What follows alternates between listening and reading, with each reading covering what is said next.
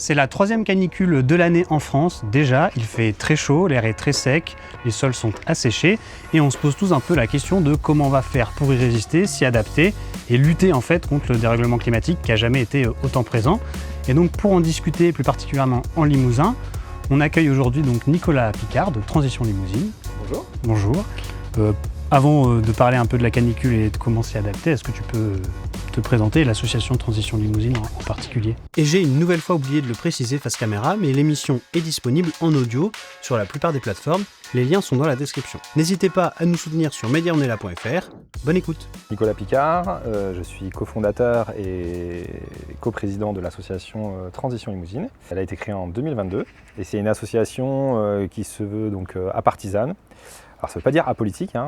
On est évidemment des acteurs politiques de la vie de la cité, mais on se dit apartisan au sens où on ne prend pas parti pour des partis politiques et surtout, chose un peu particulière dans le domaine des acteurs environnementaux, on ne prend jamais position pour ou contre certains projets qui sont en cours sur le territoire. On laisse les membres souverains de pouvoir se positionner à partir des éléments qu'ils ont, mais nous ne contribuons jamais à des enquêtes publiques. L'association n'engage pas une position? Jamais, okay. Non, jamais. On ne prend jamais position sur ces sujets-là, parce qu'on estime qu'on n'est pas encore assez mature.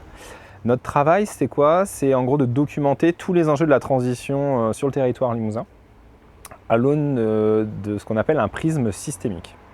C'est-à-dire qu'on va regarder pas uniquement le climat, mais on va regarder la biodiversité, on va regarder les transports, la santé, comment on se nourrit, quelles sont les politiques industrielles du territoire, comment vont nos forêts, etc. Et on regarde les relations qu'il y a entre tout ça.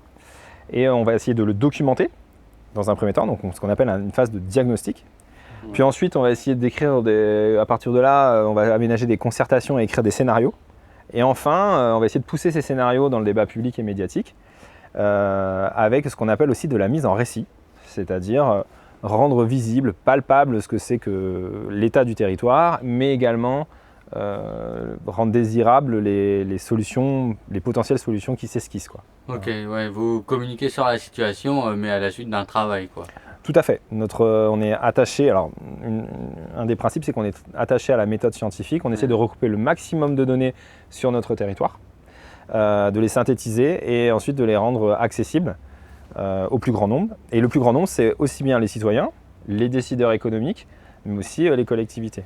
Okay. Et la particularité de Transition Limousine, c'est le fait qu'on associe à la fois des personnes physiques et morales, c'est-à-dire qu'il y a des adhérents, personnes physiques et des personnes morales qui sont adhérentes à l'association.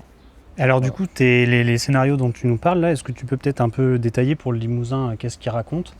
Et avec la canicule qu'on vit aujourd'hui, où est-ce qu'on se situe dans ces scénarios? Alors quand on parle de scénarios, on va faire la distinction. On parle des diagnostics et des scénarios d'un point de vue physique, et après les scénarios de transformation socio-économique qui nous amènent à faire une transition. Okay.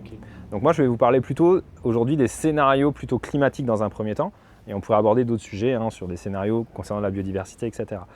Alors ça tombe très bien que vous parlez de ça, parce qu'on vient de publier ce document qui s'appelle l'Observatoire du changement climatique en Limousin, qui est un travail bénévole réalisé notamment sous la direction de Clément Chevalier et illustré en partie par Camille Chevalier, voilà, je vous le dis très bien. Okay.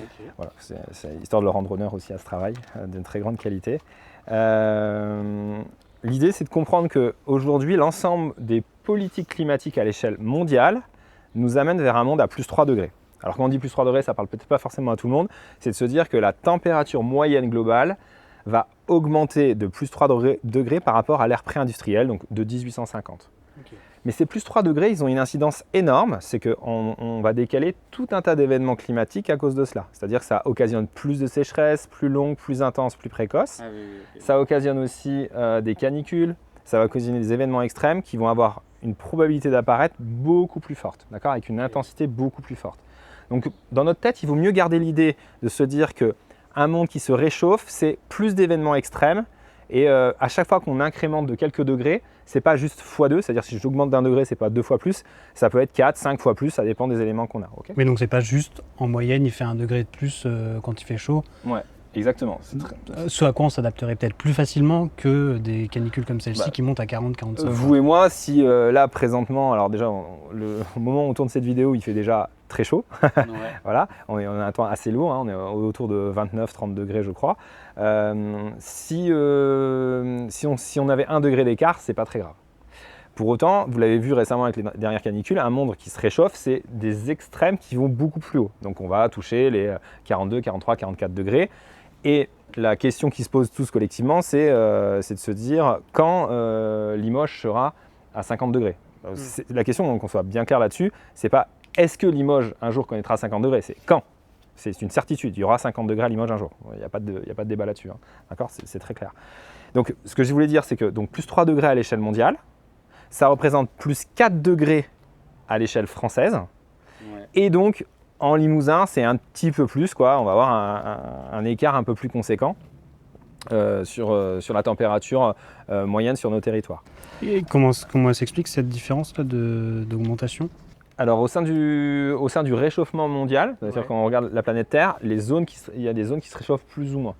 Donc, les pôles vont avoir tendance à plus se réchauffer et il se trouve aussi que l'Europe de l'Ouest se réchauffe plus. Et chez nous, en Nouvelle-Aquitaine, on a des phénomènes un peu différents.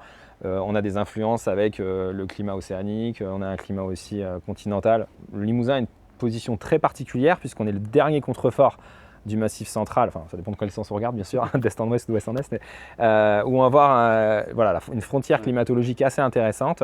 Le climat océanique d'un côté, un climat un peu plus de montagne et un climat continental de l'autre. Donc on va avoir cette espèce de confluence assez particulière qui lui donne sa singularité, je vais venir dans quelques secondes. Mais on a exactement ça qui se déroule sur notre territoire. Et donc, sur notre territoire, on va avoir un élément de température un peu plus élevé, un peu plus conséquent, de l'ordre de quelques dixièmes de plus en moyenne globale annuelle. Donc, je n'ai pas les éléments en tête, voilà, mais quand on dit plus 4 degrés en France, peut-être que le Limousin, ça sera plus 4,2 ou 4,3. Voilà. Je n'ai pas les éléments en tête précisément, mais c'est ça. Voilà. Maintenant, si je vous dis concrètement sur notre territoire, la particularité du Limousin, on la connaît, c'est le vert. Pourquoi? Parce qu'on avait des pluviométries particulièrement bien réparties toute l'année. Sur le Limousin, il faut se dire qu'il pleut à peu près entre 900 mm à 1300, 1400 mm, peut-être un peu plus sur le plateau, 1600 à certains endroits, millimètres d'eau par an. Ouais. Voilà. Ce qui est élevé du coup par rapport aux Alors ce qui est élevé par rapport... ça dépend à quel endroit en France, mais Ouais. en gros, en France, c'est la répartition globale. Hein. On est entre 800 et 1600. Voilà. Mais nous, on a une bonne répartition de tout ça. Sur notre territoire, c'est ça. En Haute-Vienne, c'est 1000 mm. Quoi. Limoges, c'est 1000 mm. Quoi. Voilà, en gros. Et donc, globalement, ça va peu changer. Je dis bien peu. Par contre, les moments où ça va tomber, où la pluie va tomber, ne seront plus les mêmes. Ouais. Par exemple, on peut plus court et plus intense. Oui. Par exemple, comme cette année.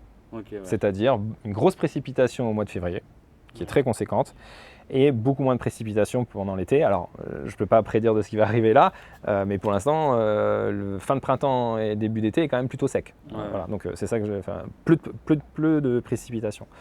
Donc ça, c'est quelque chose qui va être très marqué. Ce qui fait qu'on estime aujourd'hui qu'on aura à peu près 10% en moyenne de précipitations en moins en été. Ouais. Et à peu près 15% de plus en hiver. Et donc on est en train de désaisonnaliser un peu la répartition. Et Voilà. oui, mais il faut bien avoir en tête que l'un ne compensera pas l'autre, quoi. Non. La hausse en hiver ne compensera pas la baisse en été. Et alors pourquoi? Parce qu'on ne stocke pas cette eau. Alors déjà, le vivant... Enfin, quand je dis on ne stocke pas, hein, moi je veux dire, ici dans le Limousin, la nature n'est pas en mesure de tout retenir, quoi. Exactement, on a un mécanisme très réactif, c'est-à-dire qu'on dépend énormément des précipitations sur notre territoire. On a un socle granitique dans lequel l'eau va ruisseler en surface et on a très peu d'endroits où l'eau va se stocker. Alors, c'est pas tout à fait juste, mais je ne vais pas rentrer dans des grands détails, mais on n'a pas des grandes nappes phréatiques profondes où l'eau va s'infiltrer, rester pendant très longtemps, etc. Oui, on a des tourbières qui diminuent aussi. On a les tourbières, c'est des zones de stockage, mais effectivement, c'est un très bon exemple. Ce qui stocke l'eau sur notre territoire, ce sont les zones humides. C'est le vivant, c'est le bois, c'est nos forêts, c'est nos sols. Voilà. Donc, à partir du moment où on entame la qualité de nos sols, on entame notre disponibilité en la ressource en eau. Voilà, c'est très important de comprendre ça. Et on a encore du mal à le saisir, mais c'est un point qui est crucial et majeur sur notre territoire. Vous changez 1 hectare sur notre territoire, vous entamez le bassin versant d'autant des précipitations dans sa capacité à retenir de l'eau, évidemment. Et alors, retenir de l'eau, le vrai mot, c'est ralentir l'eau. D'accord, l'eau n'est jamais arrêtée, stockée. Hein. Elle descend lentement. On imagine que la goutte, elle va très lentement s'infiltrer dans le sol et ressortir. Mais en fait, elle se répartissait. Là où on coupe une forêt, par exemple, on répartit plus l'eau, quoi. Elle lessive. Tout à fait. Alors il y a plein de mécanismes sur une forêt, mais la chute fait que forcément elle tombe sur les arbres, elle tombe plus lentement, elle s'infiltre. Et tout ça, c'est le fait de ralentir l'eau. Et du coup, c'est ça qui nous permettait de stocker l'eau, entre guillemets, virtuellement, mais on stocke l'eau sur notre territoire, on la ralentit énormément. Donc on a ça, et de fait, ce décalage un peu météorologique va aussi occasionner des précipitations beaucoup plus intenses sur des périodes beaucoup plus courtes. Donc on estime aujourd'hui qu'on va avoir 30% de jours en plus où on aura des précipitations extrêmes. Donc où il va y avoir si vous voulez, des grandes draches, des trompes d'eau, exactement. Voilà ce qu'on va avoir apparaître sur notre territoire. Comme vache qui pisse. Exactement, comme limousine qui pisse. Voilà. Et alors ça, c'est pas une bonne nouvelle, ça. C'est pas une bonne nouvelle parce que, ça vient d'être dit à l'instant, mais vous êtes dans un climat qui est plus chaud, la température augmente en été, il y a moins de précipitations. Donc qu'est-ce que fait la végétation, le vivant au sens large? Comme nous, on va boire un peu plus, donc on va aussi transpirer un peu plus. Et donc toute cette eau, elle est pompée dans les sols et donc on assèche les sols. Alors le vivant, tout simplement par instinct de survie, va aspirer beaucoup plus d'eau dans le sol et donc les sols s'assèchent beaucoup plus vite. C'est ce qui s'est passé là, en fait, pendant les différentes canicules, on a les végétaux qui transpirent, c'est ça, donc qui assèchent le sol. Oui. Et il y a aussi ce phénomène où plus le sol est sec, plus l'air est sec et plus il fait chaud. Exactement. Alors c'est là où on voit tous les mécanismes qui sont très imbriqués. C'est que dans un premier temps, on peut avoir une sécheresse d'hiver, c'est-à-dire il n'y a pas de pluie pendant l'hiver et pourtant il ne fait pas très chaud. Ouais. Mais on a des phénomènes intriqués, c'est-à-dire qui vont s'entrelacer. Et c'est ce que tu viens d'expliquer. On a un phénomène où la pluviométrie est en diminution, mais les plantes ont quand même besoin de boire, donc elles évaporent, transpirent, beaucoup plus parce qu'il fait plus chaud. Donc du coup, on a moins d'eau dans les sols. Et en plus de ça, une fois que les sols sont plus secs, réchauffés, on a un air sec qui apparaît et puis ça occasionne un surcroît de température à la surface. Et quand on a une précipitation, comme ce qu'on a connu très récemment avec les orages, l'eau ne va pas s'infiltrer parce que le sol est sec. Oui. Et donc la précipitation est intense et donc ça va lessiver le sol et on n'a pas d'eau qui vont s'infiltrer dans les sols. Donc c'est des mécanismes hyper vicieux, si vous voulez, qui se mettent en place comme ça et qui malheureusement aggravent les conséquences de la sécheresse. Voilà. Donc ce qu'il nous faut en vrai, c'est de la pluviométrie répartie très longtemps. Je donne un exemple, même si ce n'est pas forcément très parlant, c'est un crachin breton. Oui. C'est de se dire on a un petit crachin breton pendant quelques jours, ça serait pas mal. Quoi. Voilà il faut quand même du soleil de temps en temps parce que sinon il n'y a rien qui pousse. Quoi, mais... Il faut quand même du soleil. Mais l'enjeu est avant tout, au-delà de l'ensoleillement, ce qu'il nous faut c'est le bon couple température et répartition de l'eau sur l'année. Voilà. C'est ça l'enjeu, c'est que 10 jours d'eau ne valent pas mieux que 10 jours sur 10 mois. Quoi. Enfin, un jour par mois. Et du coup, là, ça c'est le premier impact, ça va être, tu dis, le truc le plus critique, c'est d'abord l'eau sur le Limousin. Alors sur notre territoire, on parle souvent de l'eau. Je suis le premier aussi à défendre ce sujet-là et c'est vrai que c'est l'eau. Pour autant, la chaleur va vraiment venir aussi nous toucher. Il faut vraiment qu'on soit conscient. En Limousin, des journées à plus de 30 degrés, pour vous donner un ordre d'idée, c'est ce qu'on a documenté ici. À l'horizon 2050, on aura à peu près plus de 30, on va dire 40 jours en Haute-Vienne. Qui vont être à plus de 30 degrés quand même. Et c'est une moyenne. Donc ça ne veut pas dire qu'il y a des années, on ne va pas se retrouver... Alors ça peut dire forcément de consécutives, mais c'est quand même colossal, c'est important. Donc la chaleur, elle va structurer aussi beaucoup de sujets. Elle va structurer la végétation, le fourrage, le type de plantes qui poussent sur nos territoires, le type de culture qu'on fait, bien évidemment, mais aussi nos manières de vivre. On a une manière de vivre sur nos territoires qui est liée aussi à un climat qui était un peu particulier. Nos activités touristiques, industrielles, etc. Donc ça va nous impacter fortement. Et d'une certaine manière, on vit notamment avec le climat qui nous entoure, mais est-ce qu'à un moment, on ne s'est pas aussi un peu perdu à se penser que le climat, on pourra le dominer et que du coup, on a mis en place des choses sur des territoires, par exemple comme ici, on a mis en place des politiques d'exploitation du bois, par exemple, qu'on a su impertinent très rapidement, mais pendant longtemps on s'est dit on pourra dominer le climat, donc en fait maintenant on peut faire à peu près tout n'importe où. C'est une question. Ouais, j'entends. Je ne sais pas si on avait cette prétention de dire qu'on dominait le climat, je ne peux pas le dire. En revanche, dire qu'on a oublié ce facteur-là, c'est le fait, et ça l'est encore aujourd'hui, qu'on soit bien clair. Aujourd'hui on a encore beaucoup d'acteurs qui pensent qu'on va pouvoir s'adapter, qui ne voient pas le problème et qui sont encore assez éloignés du sujet. Ne pas avoir pris en compte les enjeux climatiques, c'est assez fort. Donc vraiment le sujet premier pour moi, c'est la chaleur, qui déstructure et désorganise l'ensemble de notre société, qui a déjà un coût économique très fort en Limousin. On est en train d'essayer de l'estimer à Transition Limousine, mais ce n'est pas très simple parce que quand on parle de ça, c'est des impacts qui sont partout. C'est certes les arrêts de travail, mais c'est l'improductivité, c'est les arrêts de machines, c'est les pannes, c'est les gens qui décalent leurs horaires, c'est les horaires de nuit, c'est les gens qui sont en télétravail, c'est les rendez-vous reportés. Vous voyez, c'est tentaculaire et il n'y a personne qui chiffre ça. Donc, voilà, mais c'est tentaculaire. Donc ça, c'est les points. Donc la chaleur, l'eau du coup vient s'ajouter à cela. La précipitation et la chaleur fait une demande en eau plus importante. Ouais. Et notre territoire en est extrêmement vulnérable. Et les travaux de Transition Limousine montrent à quel point à l'avenir nous allons être très vulnérables face à ça. Et je pense qu'on n'a pas encore pris significativement la mesure de cet enjeu. Si ce n'est que cette année, on est en 2026, on est en train de tourner cette vidéo en juillet 2026 et je peux déjà vous dire que 2026 va rester dans les annales.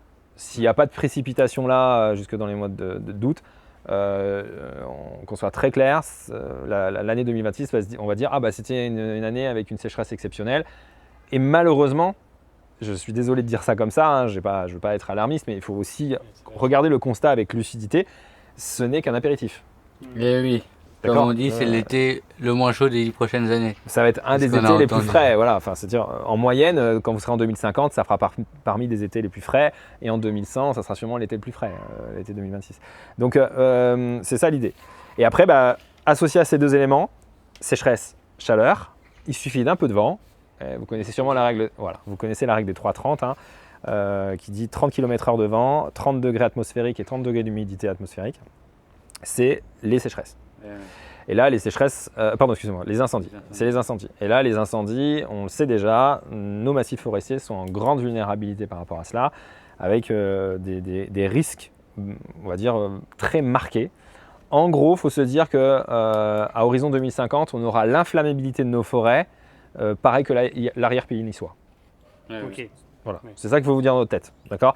Alors quand je dis ça, il faut encore prendre de la précaution, une précaution pessimiste, qui est de dire que ça ne veut pas dire pour autant qu'on ne va pas connaître une année, peut-être l'année prochaine, dans 2 ans ou en 2036, je ne sais rien. Où il va pleuvoir, où il ne fera pas chaud. Voilà, et puis dans le même temps, une autre année où on aura une grande quantité du massif forestier qui aura brûlé, parce que voilà. Donc ça c'est de la variabilité, ok ? Mais je veux dire par là que en global, à l'horizon 2050, c'est aujourd'hui, on sait qu'on aura quasiment l'inflammabilité de la Méditerranée, quoi. Mais à ce titre-là, du coup, la canicule qu'on vit là, est-ce qu'elle arrive trop tôt par rapport à ces scénarios, tu vois, ou est-ce qu'elle est globalement pas déconnante par rapport au scénario ? Alors, il y a eu beaucoup d'échanges dans les médias sur ces sujets-là. Si vous écoutez les scientifiques qui traitent spécifiquement des évolutions climatiques en France, ils nous disent très clairement non. On le savait il y a 20 ans, quoi, que ça arrive. On le savait très bien, et en plus, pire que ça, c'est que plus le temps passe, plus on affine un peu ces données-là. Et on savait très bien que ce qu'on sait parfaitement, c'est que la probabilité que cette canicule, enfin que les canicules qui se sont déroulées, notamment il y en a déjà eu 3 en 2026. Il y en a eu 3 en 2026, à l'heure où on tourne cette vidéo, mais notamment celle de mai, on savait que la probabilité qu'apparaisse ce type de canicule était beaucoup plus grande, et dont le facteur majeur et déterminant, c'est le changement climatique. Voilà, c'est ça que ça veut dire. D'accord ? Plus longue, plus précoce et plus intense. Voilà, okay ? C'est les 3 caractéristiques qui sont dessus. Et alors, du coup, donc on a un peu cette image, pas obligatoirement négative ou positive, hein, c'est un constat, quoi, ça va arriver, tout ce qui est décrit, ça va arriver, c'est en train d'arriver. Du coup, à quoi les Limousins doivent-ils s'attendre comme transformation en fait, de leur mode de vie, quoi ? C'est-à-dire, rentrons un peu plus dans le pratico-pratique. Qu'est-ce qui va devoir changer dans la consommation ? Qu'est-ce qui va devoir changer dans la manière de se déplacer ? Non pas obligatoirement. Enfin, moi, je serais toujours un peu, je dirais pas pour lutter contre le dérèglement climatique, mais plutôt, en fait, le dérèglement climatique, il est là, il s'installe. Peut-être que le terme de résilience serait peut-être un peu plus propice. Comment les Limousins vont devoir, quel mode de vie les Limousins vont devoir avoir pour être résilients ? Ouais. Alors, nous, c'est tout le travail qu'on mène à Transition Limousine. Donc, si c'était déjà écrit, je crois que je vous l'aurais déjà dit, ou je l'aurais publié. Mais on peut quand même vous donner quelques éléments. Ce que je vais rajouter, c'est que là, on n'a parlé que du climat. Et effectivement, il faut aborder l'ensemble des crises que nous traversons, les crises sociales, les crises environnementales au sens de la biodiversité, la crise aussi de l'exposition à de nombreux polluants. Et les crises des ressources, par exemple. Et donc, par exemple, là, je vais juste associer un point qui est soyons bien vigilants, c'est que souvent, la crise climatique, c'est une considération où on revient souvent sur la responsabilité individuelle et on a du mal à sortir à un élan collectif et de se dire, bah oui, collectivement, on devrait faire ça. Et on voit une impuissance de nos politiques publiques, aussi bien nationales que locales, à pouvoir réaliser ces transformations-là. Et ce n'est pas un jugement. En fait, c'est assez normal, en fait. C'est assez difficile parce qu'il y a plein d'injonctions contradictoires dont on pourrait discuter, qui s'appellent des verrous systémiques, qui font que des mandats électifs, c'est difficile de les concilier sur 5 ans, alors que là, on est en train de parler d'une prospective à 10 ou 15 ans minimum, d'accord, voire même à la fin du siècle. Donc très difficile de caler ça. On a des injonctions contradictoires sur l'économie versus le climat. Et souvent, quand il y a cette contradiction qui apparaît là, c'est que souvent, on préfère l'économie au climat. Voilà. C'est ce point-là. Par contre, ce qu'on peut dire, c'est que quand on aborde le sujet climatique, vu que c'est majoritairement, en très grande partie, les énergies fossiles qui occasionnent le changement climatique, le Limousin est extrêmement vulnérable à toute tension sur les énergies fossiles. Bien plus que la France dans sa globalité. D'accord ? On dépend des énergies fossiles un peu plus que d'autres territoires. Alors vous en doutez, territoire rural, forcément, déplacement en voiture, mobilité carbonée, certaines industries, chauffage au fioul, beaucoup de passoires thermiques. Bref, je ne rentre pas dans tous les détails, mais on consomme plus d'énergie fossile sur notre territoire. Et donc, si on veut voir ça, on appelle ça la double contrainte carbone. D'un côté, on a le changement climatique qui est là, et de l'autre côté, on a les problématiques d'approvisionnement en énergie fossile, qui sont, on le voit, variables, plus coûteuses et qui vont être plus tendues dans l'avenir, qui nous prennent en étau notre économie et nos manières de vivre. Donc, qu'est-ce que doit faire un Limousin par rapport à ça ? Il y a déjà, premier pas, la prise de conscience collective. Et évidemment, il va falloir qu'on organise collectivement des arbitrages. C'est-à-dire, il va falloir faire des choix collectivement sur comment je me déplace, comment je me nourris, comment je m'habille, effectivement. Et on peut le penser à l'échelle locale. Ce n'est pas interdit. On a des industries productives sur ces thématiques-là. Dans tous ces secteurs, on a la chance d'avoir quasiment tous les secteurs qui sont représentés, et l'agriculture en partie. Et donc, même l'aspect local, c'est peut-être même un levier facilitant, parce que c'est plus facile probablement de réunir des gens à petite échelle pour décider collectivement qu'est-ce qu'on veut pour notre échelle, quoi. Alors oui, déjà ça. Et puis moi, j'aurais même tendance à dire que ce qu'on peut aussi mobiliser, c'est de comprendre que dans les années à venir, si je regarde les grands facteurs de mobilisation, c'est-à-dire de personnes qui vont passer à l'action, on voit que le facteur climatique, c'est un point, mais ça ne va pas toucher la totalité de la population. Si ce n'est que lorsqu'on vit des canicules ou des grandes sécheresses, là, ça va créer peut-être susciter une petite prise de conscience. Ensuite, on va avoir la contrainte économique liée aux énergies fossiles. Et enfin, il y a un point qui n'est pas très abordé, mais qui quand même est quand même assez prégnant, c'est la perte de nature. C'est-à-dire votre paysage, le milieu que vous habitez, va changer. Et ça, aujourd'hui en Limousin, on a encore un peu de mal parce qu'on pense qu'on est dans un territoire préservé. Malheureusement, les paysages que nous connaissons en Limousin, ce que nous avons vécu, vont considérablement changer dans les années à venir. De quelle manière ? On va avoir des pertes d'espèces, c'est-à-dire vous allez sûrement voir certains arbres auxquels vous êtes attachés ou certaines forêts auxquelles vous êtes attachés qui vont être profondément modifiés. Ça ne veut pas dire disparaître, mais profondément modifiés. C'est aussi les paysages de culture, c'est aussi certaines étendues d'eau, etc. Je vous donne un seul exemple. Dans les années 70, ont été construits énormément d'étangs à visée récréative pour aller se baigner, pour aller pêcher, des activités nautiques. Aujourd'hui, malheureusement, à cause du changement climatique, on a de plus en plus l'apparition de qualité d'eau qui est dégradée, parce qu'on a des cyanobactéries notamment. Et donc, on se dit, l'étang de grand-papa ou l'étang de l'oncle ou je ne sais pas qui, finalement, on ne peut plus rien en faire parce qu'on ne peut plus aller se baigner. Voilà. Donc, en fait, on a d'un seul coup un patrimoine familial qui est à nous, qui est en train de dépérir. En fait, la forêt qu'on nous a transmise, on a beaucoup de propriétaires privés en Limousin, la forêt qu'on nous a transmise, elle est en train de mourir. Alors, on peut replanter. Pas de problème, on a des essences, etc. On connaît la résilience de la forêt quand il y a des bonnes conduites et des bonnes gestions, mais elle est en train de dépérir. Et ça vient de nous toucher, quoi. Et puis l'arbre au milieu du pré, il est en train de mourir, et puis les élevages là, et puis le fourrage, et puis les pommiers, etc. En fait, toute cette identité qu'on a sur notre territoire, elle va profondément changer. Je vous donne encore un exemple. Aujourd'hui, nous, on a documenté les enjeux de l'agriculture et de l'alimentation. On sait, de manière très factuelle, que la pomiculture en Limousin va disparaître à la fin de ce siècle. On sait très bien qu'il va falloir trouver soit des variétés différentes, mais l'AOP Golden, par exemple, elle est vraiment soumise à des très grosses tensions.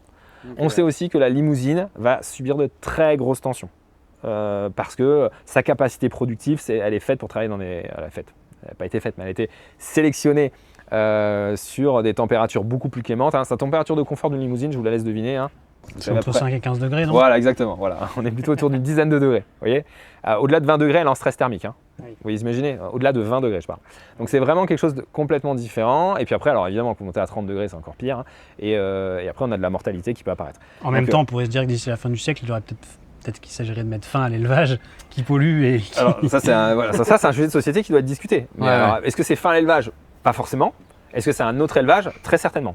Voilà, ça c'est un autre sujet. Et ça, c'est Ou alors, moi je vais me faire l'avocat du diable, on met des clims dans les stabus. Oui, alors c'est des adaptations, ça c'est ce qu'on appelle les solutions d'adaptation. Et quand on commence à regarder un peu les ordres de grandeur et de se dire, est-ce que je pourrais m'amuser à climatiser les stabus? Alors, sans aller dans la climatisation des stabus, beaucoup de choses s'installent, on voit des adaptations, par exemple du rafraîchissement. On met des sprinklers, des gicleurs qu'on met au-dessus des stabus, par exemple. Vous avez peut-être dû voir des vidéos où on arrosait les cochons ou les vaches, etc. C'est une façon de refroidir le bétail qui est présent. Ces solutions-là. Mais ça demande de l'eau en plus. Voilà, ça demande de l'eau. Donc on voit les contraintes qui apparaissent. Contraintes énergétiques et contraintes eau. Alors moi je vous le dis très clairement, je ne crois pas qu'on refroidira des stabulations. Pour la bonne et simple raison, c'est que les coûts énergétiques seraient tels, associés ensuite au coût du fourrage qui serait tel, associé au coût de l'eau qui serait tel, qu'à un moment donné, la viabilité économique de la filière s'effondre. Déjà là, c'est perfusé à l'argent public. Si en plus vous rajoutez des contraintes énergétiques, matières, etc., vous en sortez plus. Je veux dire, mais moi aussi, je pense pas qu'on fera ça, mais c'est pour parce que je pense qu'il y a une partie des dirigeants, probablement un peu à l'échelle locale, mais surtout à l'échelle européenne, qui pourrait être tenté par ce genre de... Ça existe déjà, je précise que dans certains pays, on fait des élevages, par exemple de porcs, dans des bâtiments, alors le terme peut-être, je ne sais pas si le terme climatisé est juste parce que je n'ai pas exactement le truc en tête, mais tout du moins refroidi avec des systèmes de refroidissement, d'air renouvelé, etc. pour que le bâtiment soit stabilisé. Avec des systèmes de puits canadiens, etc. Ça existe déjà. On peut améliorer l'aération parce qu'aujourd'hui on ne réfléchissait pas à ce sujet-là. La thermie dans une stabu, c'était pas réfléchi. On fait des systèmes de ventilation, mais pas d'un côté thermique. Peut-être que c'est des choses qui vont exister. Maintenant, de là à dire qu'on va climatiser, alors peut-être que je vous dis ça aujourd'hui, mais peut-être que vous aurez anecdotiquement un endroit, ça va être fait, mais sincèrement, ça ne sera pas la généralisation. Et alors, peut-être pour revenir sur la question de l'adaptation au réchauffement climatique et peut-être sur la question des canicules, à la transition de limousine, est-ce que vous avez déjà établi un ensemble de choses qu'il faudrait faire de manière plus ou moins rapide dans les villes, par exemple? Ou même pas dans les villes, parce que dans les campagnes aussi, ils prennent la canicule en pleine gueule. Et le Limousin est rural. Qu'est-ce qu'il faudrait faire pour qu'on s'adapte et qu'on survive déjà un peu mieux aux canicules et ensuite qu'on les évite?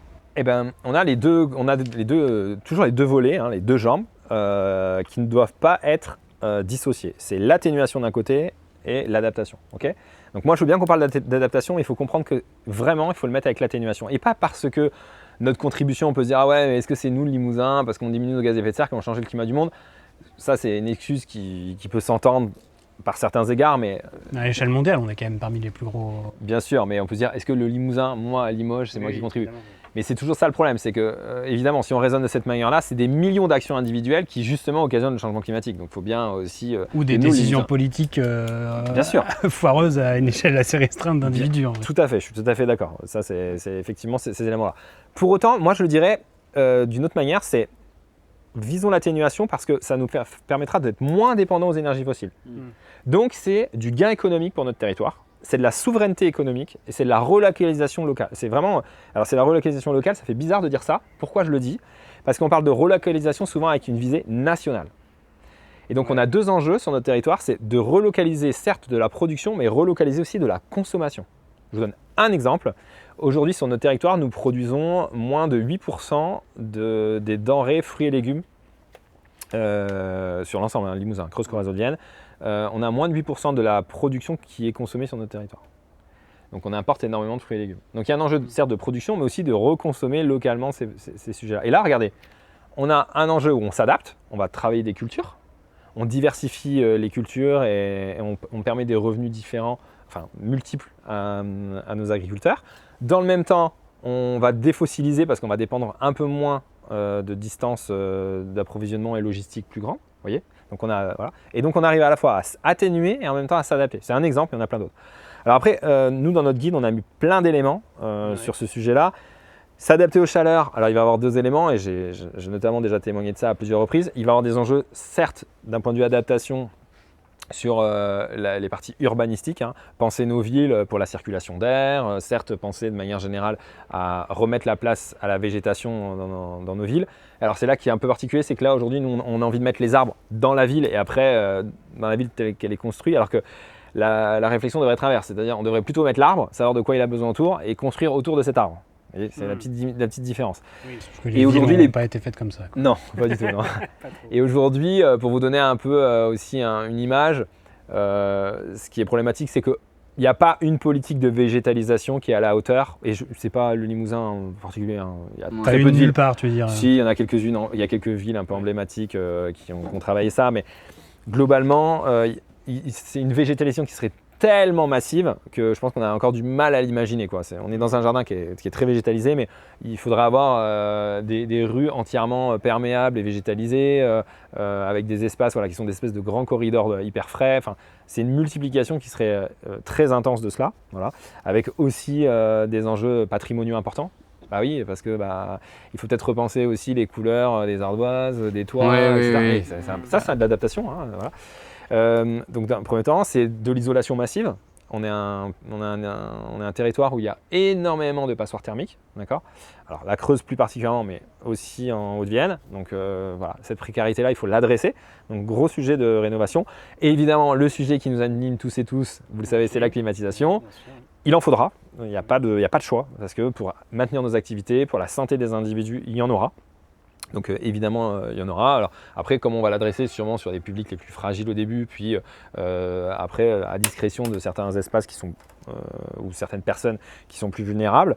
Mais à terme, de mon point de vue, là c'est un point de vue, je pense que ça va se généraliser très vite. Voilà, on est dans Sachant qu'en plus on finance l'été des pompes à chaleur, en réalité les pompes à chaleur c'est une clim, il suffit d'inverser. Donc on pourrait se dire que certes ça consomme un peu l'été, mais aussi ça permettrait l'hiver de consommer moins. Enfin j'ai entendu cet argument qui me paraissait pas déconnant. Oui, ça permet de défossiliser une partie des... C'est-à-dire si on a des chaudières au fioul aujourd'hui, ça permet de dire à certaines personnes, vous mettez une clim chez vous. Alors bien sûr, première chose qui serait importante à faire, c'est d'isoler son logement. Cependant, il faut aussi être conscient que tout le monde n'a pas les possibilités d'isoler son logement. Et moi, j'aime bien donner ce cas. Vous êtes une personne âgée dont l'investissement, vous le savez très bien, n'est pas forcément compatible avec votre horizon de vie. Est-ce que c'est intéressant de se dire, je mets une pompe à chaleur pour avoir un confort qui soit convenable, permettre à ce que ce logement, dans sa transmission, il ait déjà cet élément-là. Et puis plus tard, quand il y a un nouvel acquéreur qui fasse les transformations, très bien. Mais effectivement, ça permet de dire, je mets une pompe à chaleur. Cette pompe à chaleur me permet l'été de refroidir, de vivre convenablement et décemment. Il y a une notion de décence, de dignité quand même. Et ensuite, l'hiver, d'avoir un système de chauffage qui permet de moins utiliser sa chaudière et donc on défossilise, donc on utilise moins d'énergie fossile à ce moment-là. Donc c'est quand même assez intéressant, effectivement. Ça, c'est le point sur la clim. Bon, je ne vais pas rentrer dans le détail, mais ça tout a été assez débattu en plus. Ouais, je crois que ça a déjà été dit de nombreuses fois. Mais je pense qu'il faut clore ce débat et dépasser et rentrer plutôt sur les sujets dont on est en train de dire. Comment on transforme nos villes. Et enfin, il y a un point qui est très, très, très mal adressé. C'est qu'à chaque fois, on est sur des horizons très techniques. Mais il faut vraiment penser que l'adaptation au changement climatique, c'est un changement qui va demander des changements sociétaux et de comportement. Depuis à peu près 10 000 ans, la dernière déglaciation, on a vécu dans un climat hyper stable, avec des micro-variations qui nous a permis de nous sédentariser et de construire tous les bâtiments, d'avoir la végétation qu'on connaît, d'avoir les cultures que l'on connaît, d'avoir nos coutumes que l'on connaît. Ça, on a du mal à comprendre, mais nos coutumes, c'est-à-dire le pâté de pommes de terre, la limousine, je veux dire, les pommes, la châtaigne, les machins, ça va pas, c'est pas n'importe où. C'est le climat qui a créé ça. Cette identité limousine, c'est le climat qui l'a créé. Et cette identité limousine, elle est percutée de plein fouet par le changement climatique. Donc, les transformations qui vont apparaître, elles sont là. Donc, comment on repense, certes nos villes, mais les horaires de travail, les horaires des écoles, les ouvertures des lieux publics, les lieux frais, les endroits où on va se rafraîchir, les enjeux d'incendie, les enjeux de santé publique. Parce que quand il fait beaucoup plus chaud, on a un surcroît de fréquentation au niveau des urgences, parce qu'il fait très chaud. Vous voyez comment on envisage nos mobilités. Par exemple, il fait très chaud, Aujourd'hui, il n'y a pas de zone à faible émission à Limoges. Okay, ça a été mis de côté. Okay. Par contre, on peut imaginer des zones à faible bruit. Ouais. Vous voyez, imaginez canicule, hop, on peut dire qu'on fait un couvre-feu, je ne sais pas si on peut appeler ça un couvre-feu du bruit, quoi. Eh ben, on a les policiers qui sont plus présents sur le terrain, qui assurent la sécurité parce que les gens vont dormir les fenêtres ouvertes, donc c'est dommage quand il y a du bruit dehors. Bah oui, donc on fait la chasse à tous les machins qui font du bruit, quoi, hein, que ce soit les voitures, les moteurs, motos, etc. On surveille aussi parce que si les gens ont les portes ouvertes et les fenêtres ouvertes, on a plus de peur des cambriolages. Donc c'est important aussi qu'il y ait des personnes qui soient présentes pour assurer la sécurité. Vous voyez, donc ça, c'est des vrais plans de réflexion de nouvelle organisation de notre société pour penser à se dire qu'à un moment donné, il faut être capable de concilier tous ces enjeux de sécurité et de santé publique, quoi. Est-ce que Transition Limousine se place dans une démarche de post-société de consommation ou propose des mesures pour garder la société de consommation? Est-ce qu'on reste dans le capitalisme ou pas, en fait, tout bêtement Alors, c'est pas un sujet qui est traité en tant que tel à Transition Limousine, pour la bonne et simple raison que j'aurais tendance à vous poser la question, c'est quoi votre définition du capitalisme ? Rendez-vous dimanche prochain pour découvrir la seconde partie de cette émission. On discutera plus de la stratégie politique à mettre en place pour arriver justement à tous ces changements très importants. Merci de votre écoute, n'hésitez pas à vous abonner à la chaîne, partager la vidéo et puis évidemment soutenir le Média On est là sur mediaonestla.fr, c'est super important. Et un grand merci à tous les donateurs et donatrices. Salut!